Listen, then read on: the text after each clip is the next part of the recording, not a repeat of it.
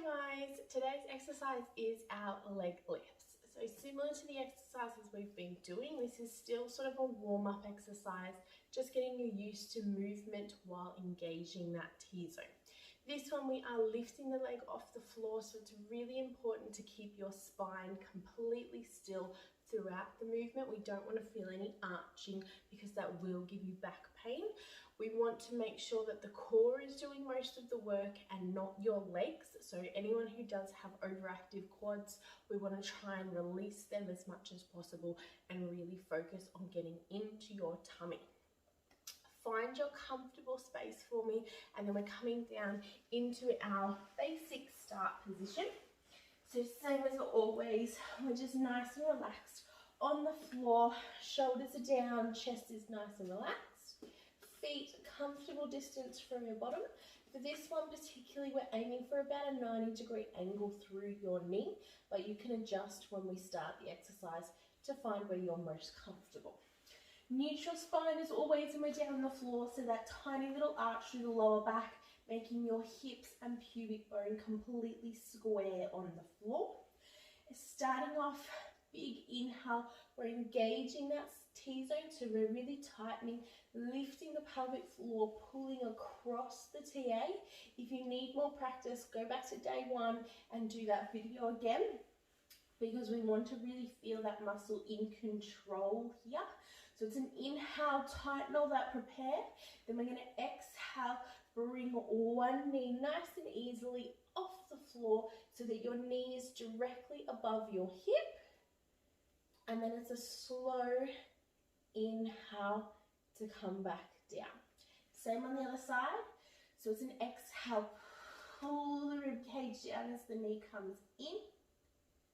And then an inhale to lower back down, making sure all those T-zone muscles are nice and tight. Now, similar with our bent knee fallout, we do change the breathing on this one depending on what we're building up to. So if it's more comfortable for you, you can practice the other way. So it would be an inhale to lift, tightening that T-zone, opening the rib cage, and then an exhale to squeeze down and make sure that tummy is controlling the lower rather than your lower back. So you choose which breathing you want to practice tonight, or if you want to go through both, that's fine. Just make sure you give it a go. And as always, if the breathing is too complicated for you, focus on the muscles and just try and breathe naturally, and eventually you'll get it. So here, I really want you to focus on not moving the spine at all. So we don't want to feel the spine crushing down and pressing into the floor, knee coming back over your chest. That knee stays directly above the hip or even slightly lower if you need it to. And that's neutral spine. So that little space between the lower back and the floor should be there, hips completely square. I find it's easiest to correct yourself with this one by chucking your hands underneath the lower part of your back. And if you feel any pressure down into those hands, you're going too far, you're tensing that rectus abdominis, and we don't want that. We want to keep that nice and long. We want your TA doing the work, not your six-pack. So I usually prefer to do an inhale up, exhale lower, because as I said yesterday, once we get into our more difficult movements where the legs are moving away from the body, we always do an exhale away. So it's easier to prepare yourself with this one to exhale on the way down, because again, the legs pulling away from the body, and that usually builds you up into a better sequence when we're in classes. So you'll find that's my most common breathing technique for this exercise, but rare we'll find exercises that go the other way. And if you're doing this just by itself, it's taught as an exhale up, inhale to return to starting point.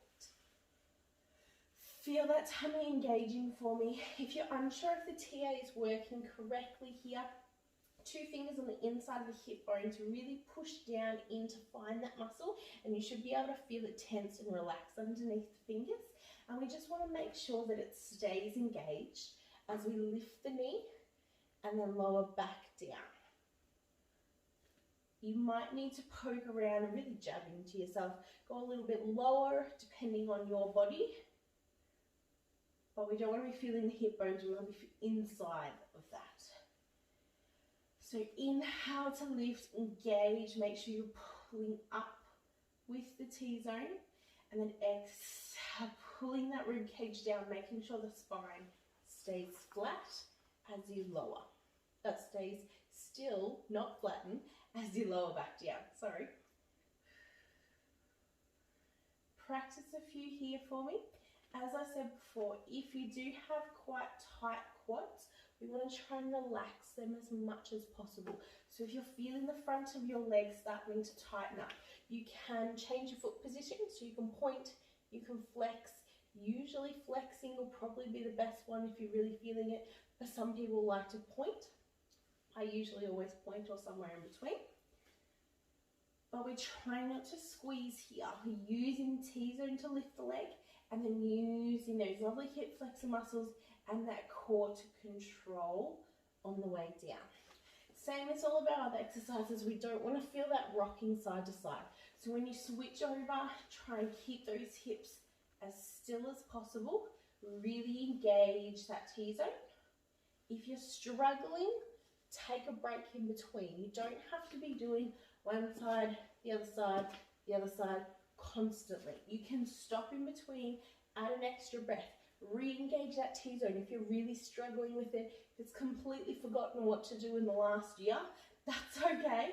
Take the time with it. Make sure your muscles are working effectively and go through each step of the exercise nice and slow.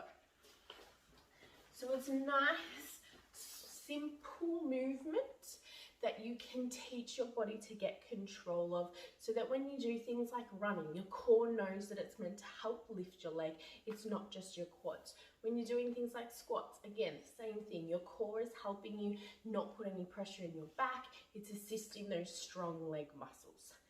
Make sure you take your time with this one, ensuring that that lower back doesn't feel any discomfort or movement at all through the exercise.